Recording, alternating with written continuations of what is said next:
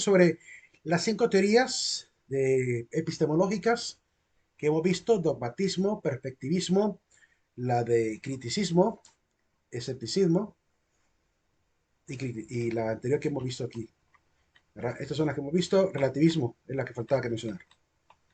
Hago una pregunta. Si a mí me preguntaran cuál de las 5 posturas epistemológicas son las más, se puede decir, filosóficas, la que más amarían el conocimiento, pues yo creo que estaría entre tres. La postura del dogmatismo lo tendría que decir sí o sí, porque soy como René Descartes. Yo sí creo en la existencia de Dios por una cuestión racional.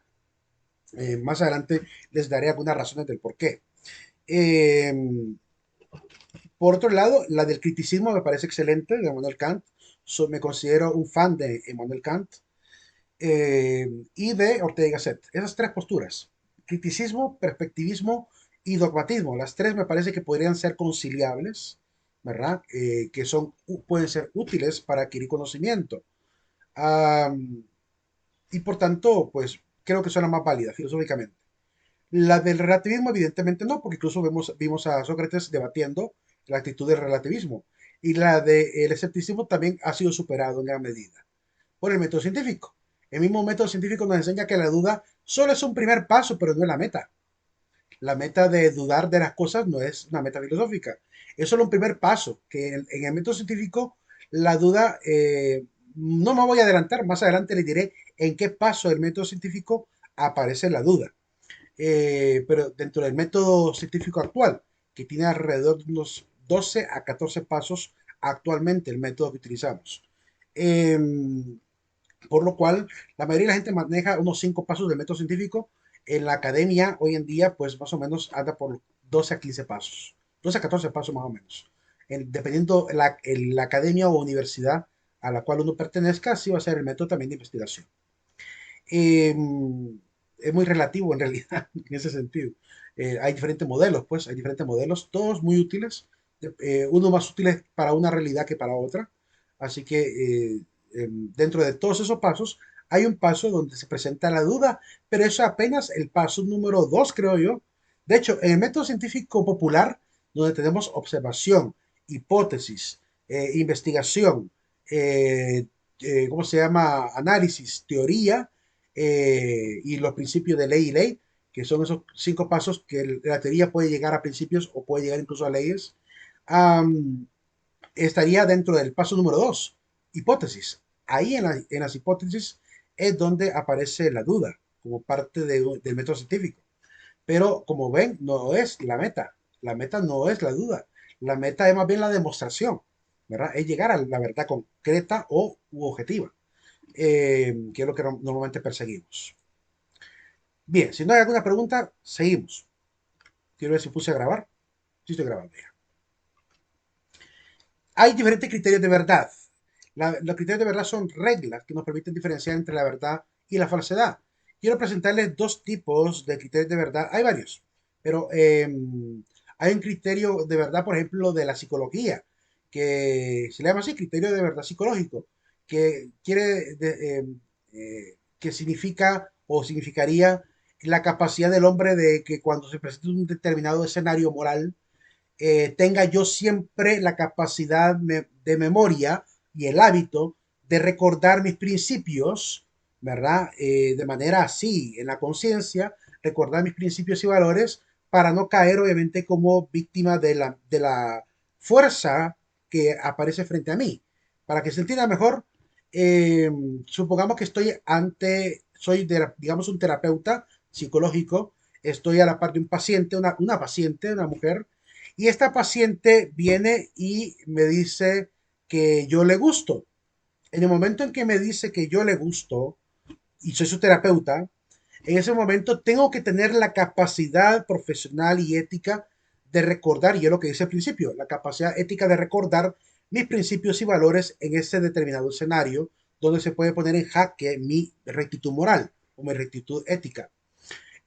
Por lo cual, esa capacidad de recordar mis principios, mis convicciones, que me llevarían a decirle, bueno, agradezco ese sentimiento que compartes, pero también tengo una mala noticia. A partir de este momento yo ya no puedo ser tu terapeuta. Te voy a referir a un terapeuta amigo mío que él te puede seguir ayudando en tu caso. Es decir, te puedes decirle hasta aquí se acabó la terapia, porque ya hay un conflicto de intereses en medio del asunto. Entonces, esa capacidad de tomar una recta decisión es lo que llamamos el principio psicológico de este criterio de verdad, de buscar siempre hacer lo correcto y verdadero en el momento preciso cuando se me presenta un determinado escenario. O igual pasa cuando de repente me quieren persuadir con una extorsión. O como me pasó el día de ayer que hice unas reposiciones con algunos chicos y un chico se me queda siempre en la clase a pesar de haber hecho la reposición y me dice, Lick, ¿no habrá algún trabajito que pueda hacerle? Entonces se quedaba por 2 puntos se quedaba en la clase, que equivale a, como es trimestral, equivale a 6 puntos parcial. 2 puntos promedio son 6 puntos parciales en un trimestre. Entonces me decía, no hay algún trabajito de 2 puntitos que le pueda hacer para pasar la clase. Y le dije, no, lo siento, la reposición era la última alternativa. Recordar mi deber como catedrático de enseñarle que, incluso le dije, lo que me estás pidiendo es ilegal. El llegar a recordar eso para poner la norma por encima de mi compasión, porque tengo que ser muy recto en ese sentido, eh, es lo que llamaríamos este principio psicológico para aprender a recordar, pues con la memoria, con esa capacidad de memoria, imaginarme qué pasaría si cedo ante una situación, todo ese ejercicio racional que hacemos de recordar lo que pasará, de poder evaluar las diferentes aristas del problema, imaginarme en el futuro qué pasará si. Entonces, esa capacidad de tenerme casi como en un momento atemporal es lo que llamamos el principio psicológico de criterio de verdad. Pero además de ese principio psicológico, también están estos que aparecen en la misma filosofía. Quiero mostrarles rápidamente cada uno de ellos. Voy a acercarlos lo más que pueda. Si se fijan en la primera tablita, estas son las famosas tablas de verdad, que los que estudian sistemas o circuitos lógicos, de repente las van a aprender como con unos y con ceros, en vez de, se me hizo otra vez, permítame, se me hizo grande. Con unos y con ceros lo van a aprender en vez de verdaderos y falsos. Por ejemplo, en la tabla de conjunción, veamos la tabla de conjunción solamente. Si se fijan ustedes, aparecen 4 filas en las 3 columnas. Aparece una columna de variable P, una columna de variable Q, una columna donde se conjuga P y Q. Conjunción es unir. Cuando yo digo P y Q, estoy uniendo ambas. Cuando yo hago una disyunción, diría P o Q. Entonces, ven que el símbolo de conjunción es una B chiquitita hacia arriba que me ayuda a unir esas dos proposiciones, mientras que en la disyunción, en vez de una flechita hacia arriba, me muestra una flechita hacia abajo, porque lo que hago más bien, en vez de unirlo, lo que hago es separarlos. Son disyunciones, son dos caminos, ¿verdad? Entonces, en vez de decir P y Q, digo P o Q, cualquiera de las dos, o al revés, mejor dicho, P o Q, cualquiera de las dos alternativas, pero no ambas, en este caso. Entonces, ven que en la tabla de la conjunción PQ aparece como P y Q con un símbolo que parece una flecha hacia arriba. Y en cada una de las filas de esa tabla de P y Q aparece verdaderos, falsos, ¿verdad? Y pareciera que la regla es muy fácil de entenderla, porque dice que, bueno, cuando ambos valores P y Q sean verdaderos, su resultado P y Q será verdadero. Mientras que para todos los casos, si hay al menos una de las dos P o Q que sean falsas, el resultado va a ser falso, falso, falso. Entonces es lo que me dice la primera fila. Si ambas son verdaderas, la terminación es verdadera. Y si hay algún falso entre el P y Q, el resultado va a ser falso en las otras 3 combinaciones. Porque aquí estamos viendo la combinación. Si yo tengo una variable P que puede ser verdadera o falsa y una variable Q que puede ser verdadera o falsa y conjugo estas dos posibilidades, lo que estoy haciendo es que como tengo dos posibilidades, verdadero o falso, y lo elevo a dos variables P y Q, 2 a la 2 me da 4 combinaciones, donde ambas son verdaderas, donde la primera es verdadera y la otra es falsa, donde la primera es falsa y la otra es verdadera, y donde ambas son falsas, que es lo que tenemos en las primeras 2 columnas. Son las 4 posibles combinaciones. Y en la última tercera columna, lo que aparece es el resultado de conjugar esas posibilidades. Es lo que podemos leer ahí. Ahora, ¿para qué sirve esto?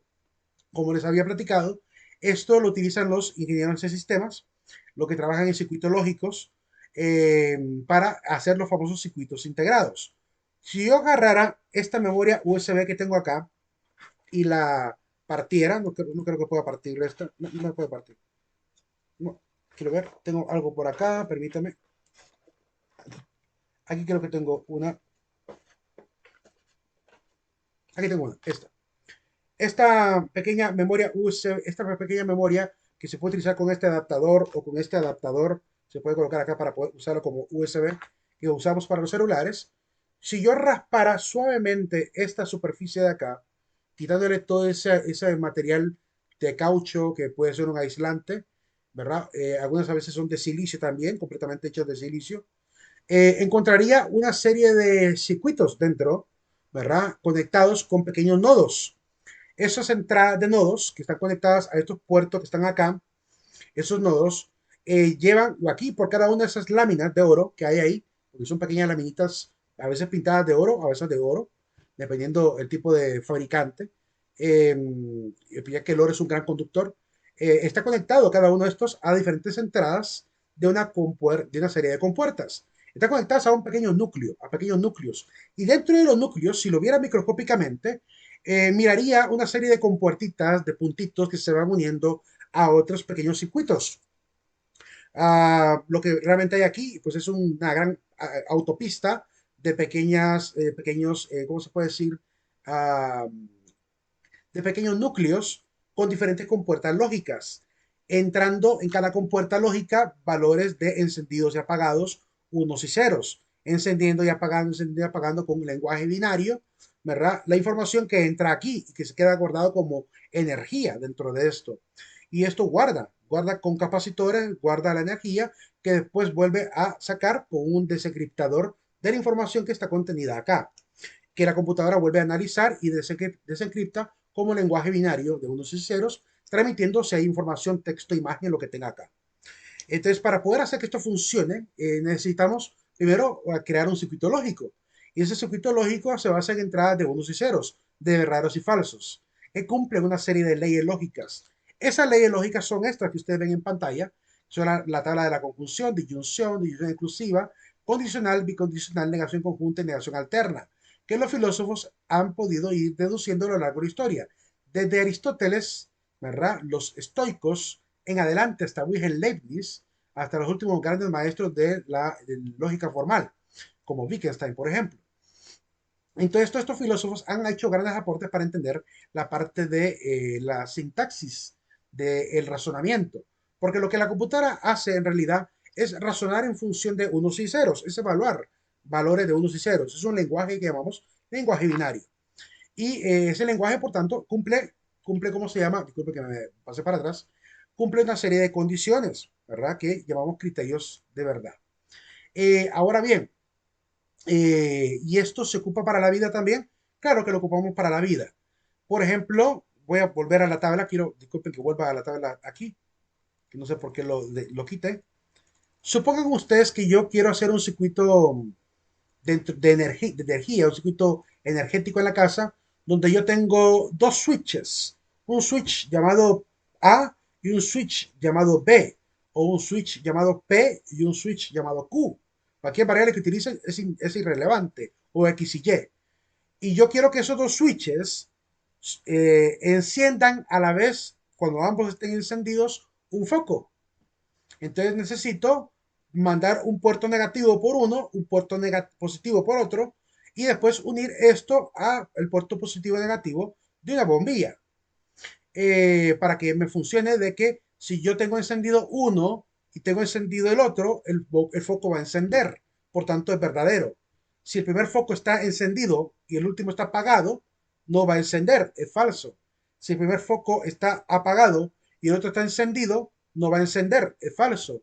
Y si ambos están apagados o ambos son falsos, por tanto el resultado será falso. Ese circuito tan sencillo de lo que llamamos la electricidad, del circuito eléctrico, ¿verdad? Él cumple la función de la tabla llamada conjunción. Y ese mismo principio que aplicamos a la electricidad, incluso para hacer un circuito donde quiero yo que dos switches me enciendan por separado el foco, que si uno está encendido, enciende el bombillo, aunque el otro está apagado.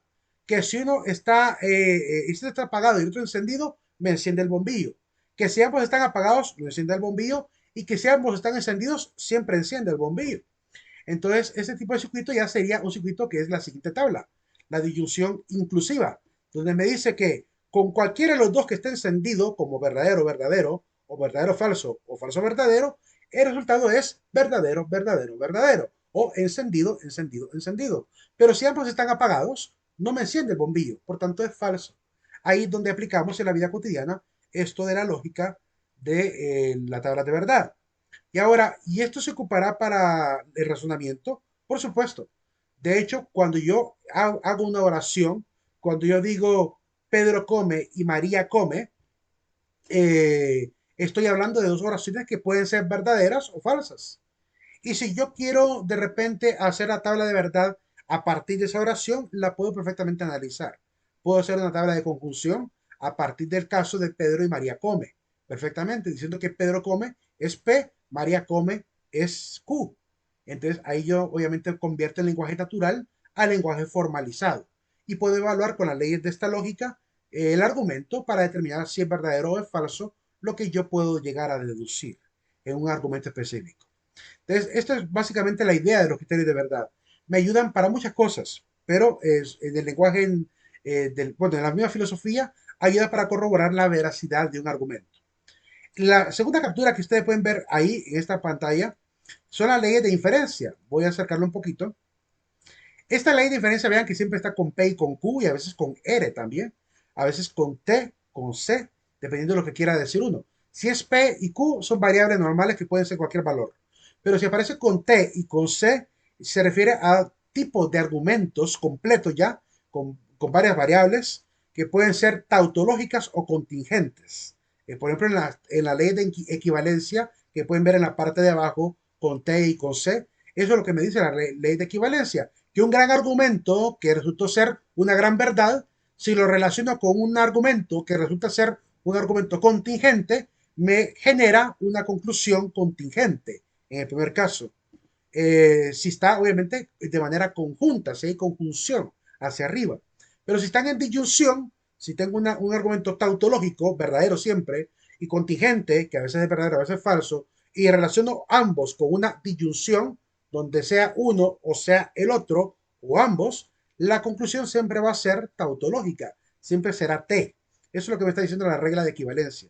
En las demás variables que ustedes ven alrededor, que son fórmulas, son leyes de lógica, que se utiliza normalmente para acelerar la deducción, ¿verdad? Si yo de repente ya convertí al lenguaje formalizado un argumento de lenguaje natural al lenguaje formalizado y quiero evaluar la verdad contenida en ello, si yo veo que el argumento está organizado igual como aparece, por ejemplo, en la ley de Morgan, número uno, que me aparece la negación de P y Q, por ejemplo, es como si yo dijera, no es cierto que Pedro y María comen. Esa oración, donde yo digo, no es cierto que Pedro y María comen, es equivalente a si yo dijera, no es cierto que Pedro come o María no come. La ley de Morgan número uno que aparece ahí, Morgan uno, me está diciendo eso, que es equivalente a decir esto a decir lo otro en el lenguaje natural. Y si yo veo que el argumento está armado de esa manera, me ayuda rápidamente a poder cambiar la fórmula, es decir, a darle vuelta a todo el argumento y que siga valiendo por lo mismo. Son leyes de equivalencia como que fuera una álgebra, es una especie de álgebra aplicada al lenguaje humano, aplicado al argumento, al razonamiento humano. Entonces, para eso es que se ocupan esta ley de inferencia para demostrar cuando un argumento es verdadero, para ver si alguien que llegó a una conclusión me dice un argumento verdadero, evalúo todas sus premisas, convirtiendo en lenguaje formalizado y haciendo lo que se llama la prueba formal de validez, donde yo tengo que probar formalmente, convirtiendo a fórmulas, el argumento que él me ha dicho, ¿verdad? Y si en la tabla que yo construyo, mostrando todos los posibles valores, me termina diciendo que sí, que es una tautología, entonces lo que me ha dicho es una completa verdad. Pero si me resulta que me aparece una contingencia donde hay unos y ceros o verdaderos y falsos, le diría a la persona que me ha dicho una verdad que puede ser a veces cierta, a veces falsa. O si me salen solamente ceros o solamente falsos, estaría diciéndome prácticamente que es una contradicción y por tanto el argumento es falso. Solo hay tres posibilidades. O es una verdad, tautología, o es un argumento ¿cómo se llama? Consistente o contingente, que puede ser verdadero o falso, o es un argumento contradictorio, es decir, que es falso completamente. Solo hay tres posibilidades en la argumentación. O es verdadero, o es falso, o es verdadero y falso, dependiendo el contexto o el momento. Para eso nos ayudan los famosos criterios de verdad, para analizar todo eso. Desgraciadamente el tiempo no queda, no alcanza, para poder ver esto detenidamente. Así solamente para que sepan que existen estas leyes y que realmente el conocimiento humano sobre el pensamiento humano mismo es bastante complejo. No es solamente una simple evaluación o pura especulación como mucha gente cree que es la filosofía. La filosofía bien académica puede llegar a ser casi como una especie eh, de matemática del lenguaje. Es una matemática del argumento, es una matemática de la razón. Todo criterio de verdad para que sea válido necesita de al menos cinco cosas. Sentido común, evidencia, conciencia, autoridad y lógica. Y aquí nos vamos a quedar. Aquí nos quedaríamos por el día de hoy. Ya son las 9:01, chicos. No sé si tienen alguna consulta. Y si no, pues ya les voy a liberar el tema, este tema. Quiero que ya puedo liberárselos para que puedan trabajar también en esa pregunta si quieren trabajar en esta hora también. Cualquier consulta estoy a sus órdenes por medio del chat. Muy pronto les voy a mandar el listado con los temas que les va a tocar para la revista, para la página que les tocará dentro de la revista, la frase filosófica que les va a tocar que reflexionar en ese video de 1 minuto, que esas son las dos tareas para el próximo encuentro que van a tener, ¿verdad? Entonces, mucho ánimo. Pase feliz noche a todos. Buenas Lic- noches, gracias. Dime, Buenas noches, Lic. dime, Licenciado, una pregunta. dime, Francis. ¿En esta asignación se van a hacer grupos? No, el único trabajo grupal que tendremos será toda la revista que haremos como aula. No hay Ok. otros grupos. Listo, gracias. Ok. Feliz noche. Feliz noche. Sharon, ¿ibas a preguntar algo? ¿Shannon? ¿O Marta? Dime. Buenas noches, Lic. Buenas noches. Pasó lista. Sí, pasé lista hoy. pasó Es que lista. entré un poquito tarde porque el internet me estaba fallando. Ok, apenas entren, avísenme. Porque tengo que constatar, según la normativa, durante los primeros 10 minutos de clase se puede cambiar la asistencia. Y yo incluso hay hasta 30 minutos para poder cambiarla. ¿Tu nombre es? Marta. Marta Isabel Hernández Alfaro. Ok, listo. Para la próxima siempre avísame al inicio. Lic, igual yo también ¿Tu nombre? tenía problemas de internet. Francis. Ahorita estoy conectado con el teléfono, sí. Ok. A mí también de vez en cuando me va a tocar cambiarme el teléfono porque ya he tenido. Ya te quité la línea de asistencia, no hay problema. Ok, gracias. Bueno, Gracias, Lic. Buenas noches. Feliz noche.